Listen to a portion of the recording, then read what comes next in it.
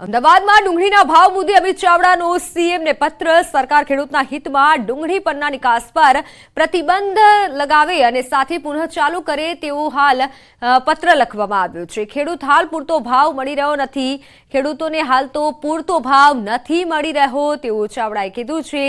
કેન્દ્ર સરકારે ડુંગળીના નિકાસ પર પ્રતિબંધ મૂકતા ખેડૂત હાલ કફોડી સ્થિતિમાં મુકાયો છે। મોંઘી ખાતર, બિયારણ અને દવાઓ પર ખર્ચ નથી નીકળતો।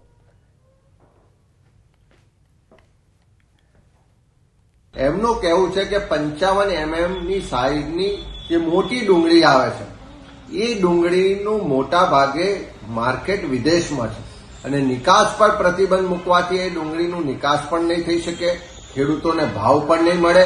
એનાથી સ્પષ્ટ મતલબ છે કે સરકાર ખાલી ખેડૂતના હિતોની વાતો કરે છે પણ સાચી હકીકત જાણીને એની સમસ્યાનું નિવારણ કરવા માટે કોઈ તૈયારી નથી। આખરે એક મહિના બાદ આપના ધારાસભ્ય ચેતર વસાવા પોલીસ સમક્ષ હાજર થયા છે અને રાજપીપળા પૂછપરછ માટે લઈ જવાયા છે। વનકર્મીને માર મારવાના ગુનામાં 1 મહિનાથી ડેડિયાપાડાના ધારાસભ્ય ચેતર વસાવા ફરાર હતા। વસાવા 1 મહિના અને 9 દિવસ પછી પોલીસ સામે હાજર થયા છે। વનકર્મીઓને ધમકાવવા અને ફાયરિંગ કરવાના કેસમાં લાંબા સમયથી ફરાર ડેડિયાપાડાના ધારાસભ્ય ચેતર વસાવા ડેડિયાપાડા પોલીસ સ્ટેશન ખાતે હાજર થયા છે।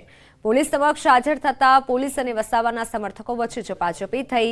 ચેતર વસાવાએ કહ્યું કે મારા પર ખોટા આરોપ લાગ્યા છે। તેમણે કહ્યું કે મારી સામે ષડયંત્ર રચવામાં આવ્યું છે અને ષડયંત્રના ભાગરૂપે મને ફસાવવામાં આવ્યું છે। હું અને મારો પરિવાર લડતા રહીશું। ઈસુદાન ગઢવી અને ગોપાલ ઇટાલિયાએ પણ આ મુદ્દે પ્રતિક્રિયા આપી ભાજપ પર પ્રહાર કર્યા છે।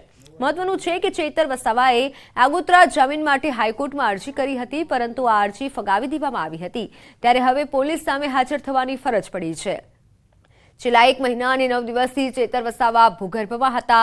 ધારાસભ્ય પર વનકર્મીને ઘરે બોલાવી ધમકાવી અને હવામાં ફાયરિંગ કરી 60,000 રૂપિયા પડાવી લેવાનો આરોપ છે।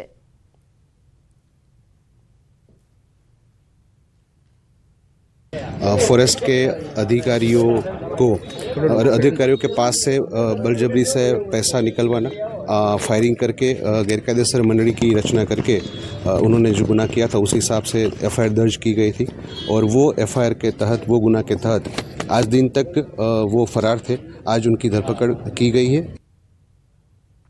तो वातावरण अंगे हवामान विभागनी आगाही। राज्यમાં 5 દિવસ વાતાવરણ સૂકું રહેશે। 3 દિવસ સુધી તાપમાનમાં 2 થી 3 ડિગ્રી જેટલો વધારો થશે। તાપમાનમાં વાતાવરણમાં ભેજ અને વાદળો છવાયા હોવાથી તાપમાન ઉચકાશે। જ્યારે નલિયામાં 10.5 ડિગ્રી જેટલું તાપમાન નોંધાયું છે। સૌથી ઠંડુ શહેર બન્યું છે નલિયા। અમદાવાદમાં તાપમાન 16.5 ડિગ્રી જેટલું નોંધાયું છે।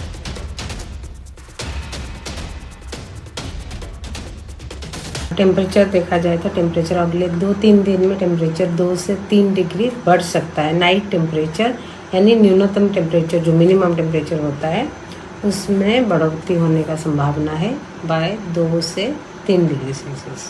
मैम क्या रीजन है टेम्परेचर राइज होगा? अभी टेम्परेचर राइज हो रहा है, थोड़ा सा क्लाउड भी हो रहा है, मॉइस्चर थोड़ा सा है, उसके कारण से मिनिमम टेम्परेचर राइज होने का संभावना है। तो 3 દિવસ સુધી તાપમાન સૂકું રહેશે। વાતાવરણ અંગે હવામાન વિભાગે આગાહી કરી છે। 3 દિવસ જેટલું વાતાવરણ સૂકું રહેશે। જો કે આગામી 5 દિવસ માટે આગાહી કરવામાં આવી છે। 2 થી 3 ડિગ્રી જેટલો વાતાવરણમાં ઘટાડો નોંધાશે।